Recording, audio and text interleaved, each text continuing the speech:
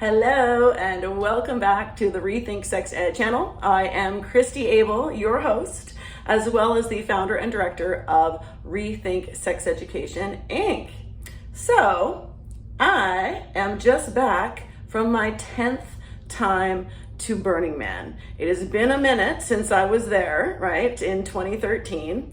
I first started going in the year 2000, and I tell you what, I drank that Kool-Aid and I was all about it. I went in 2001, 2, 3, 4, 5, and then I went in 7, 9, 13. Then I had some kids, and believe me, you don't want to take kids in diapers to Burning Man.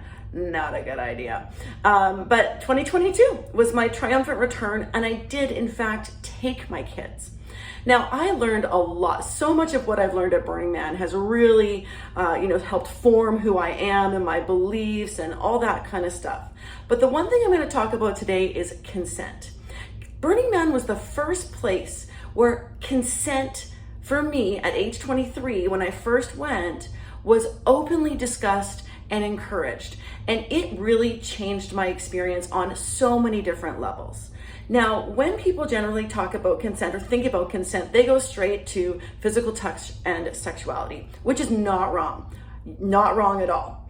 So in order to have, to initiate physical touch or any type of sexual acts, we need to have informed and sober verbal consent. But there's lots of other places that we need consent too, and Burning Man has so many examples of these.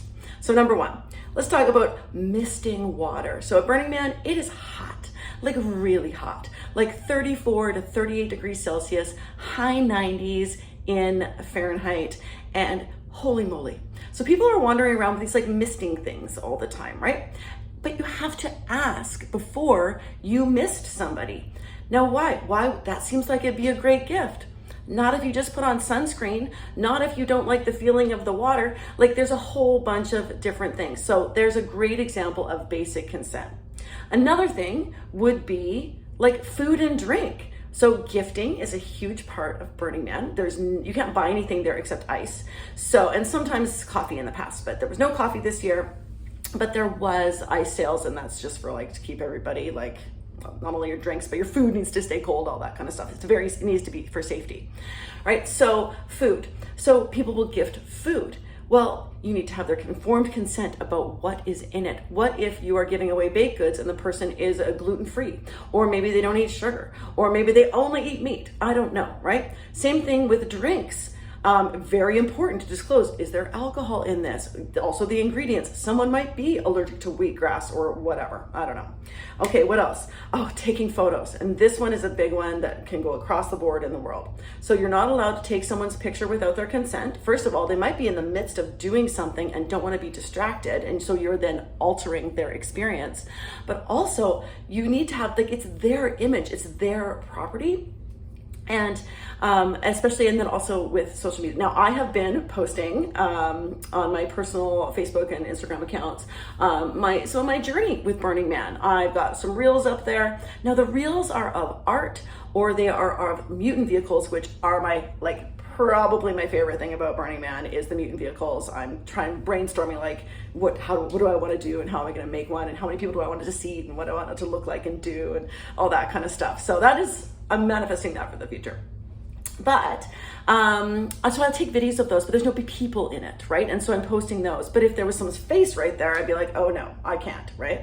And then if I'm posting pictures of me with friends or with my kids, I've already asked for their consent, especially to share them on social media. And then also giving gifts. People need to want to receive them, right? So we've been sometimes being taught oh, you need to accept gifts, you need to accept them with grace. At Burning Man, accepting somebody's big like a gift of watermelon, it means that you're stuck with the rind, right? And you have to carry it around because there's no garbage service there. Anyways, there's all these different things to consider when you are thinking about consent at Burning Man. So how can we now translate some of those lessons into modeling for our kids? Number one, don't steal their French fries. So again, I'm guilty of all the things I'm going to talk about. So, okay. So yes, you ordered a salad and you really only want 5 fries. what I used to do is just reach over and take them off my kid's plate. Now, most of the time they didn't care, but my 11-year-old, he kind of put up a bit of a fuss. And what did I say? I said, well, I paid for those fries. And I went, oh my, this was a check yourself before you wreck yourself as a sexual health educator and as a parent. Because what I just taught him is that if somebody buys you something, you owe them. And that is certainly nothing that we want to teach our kids in the area of consent. So now I ask for a French fry, and they are more than happy to give me not all of them, obviously. They would say, like, order your own, mom, right? But there we go. Okay, another one. Back to pictures, okay? Ask your kids if it's okay to post a picture or video of them on your social media. So some kids really hate their pictures taken. Other kids, my kids both like it, right? They like it, but they don't necessarily want everything on my Facebook, Instagram. Well, actually, they'd be super pumped to be on TikTok. But like, anyways, and so I asked them. Now, if your kids are not in school age, you can't really ask them. Now, that is a parental decision. I know some people who don't post any pictures. I know people who post pictures like daily of their kids. But once your kids are in school and they have that kind of social awareness, it's very important that you ask them. Now, this could be twofold. First of all, it teaches them that you respect them. It also teaches them to ask when it's their turn. So I was a counselor for 12 years in a high school, 12 years. And it was fantastic, a really, really wonderful experience. And I cannot tell you how much drama and pain and hurt comes when student A posts an embarrassing picture about student B without asking for their consent. It is like having your secrets spread, all these embarrassing moments. Kids film each other doing a lot of stuff, right? It is not really okay. But I'm like, it must be like so scary to go to a party as a teenager now, knowing that like everything could be recorded, especially, you're not behaving a bit silly. Anyways, okay. So then we teach them to also ask permission before they post pictures of their peers. Okay, very, very important. Also physical touch. So my 7-year-old, it was his first time at Burning Man. And so we had to have Burning Man is a very like friendly, engaging, for the most part. Okay, actually there's a whole bunch of different cultures there, but generally there's there's a lot of physical affection. And so we were getting through the gate. So there's kind of a couple stops as you come in. Our van gets searched. They're looking for like stowaways and things like animals and plants and like big boxes of glitter and feathers that like shouldn't be there, right? So you get through that, and then we're driving up to the greeter station, and I said to my son, I said, hey, I go, so how do you feel about hugs? And he said, well, he goes, Mom, I want to hug like people I know and I care about. He goes, but I don't want to hug strangers. And I said, okay, so what do you want to say? Like, how do you feel about high fives or maybe like elbow taps, that kind of stuff? And he said, you know what? He goes, high fives are my thing.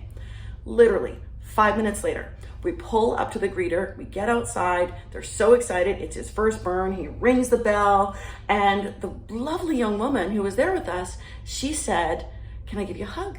And he said, no thanks, but I'll give you a high five. Both people were happy, it was an amazing lesson. So all of these little things, they add up over time. When we teach kids to have healthy boundaries and healthy relationships, this leads them to have healthy friendships, which leads to healthy dating, which leads to healthy sexuality. Come on, right? I am so grateful that I found Burning Man in my early 20s. I actually think it's a gift to have sent both of my kids go experience that, see what it's like. Of course, there's a lot more that Burning Man can teach us, but then this is just the consent piece. All right, that's all I got for now. I will catch you next time.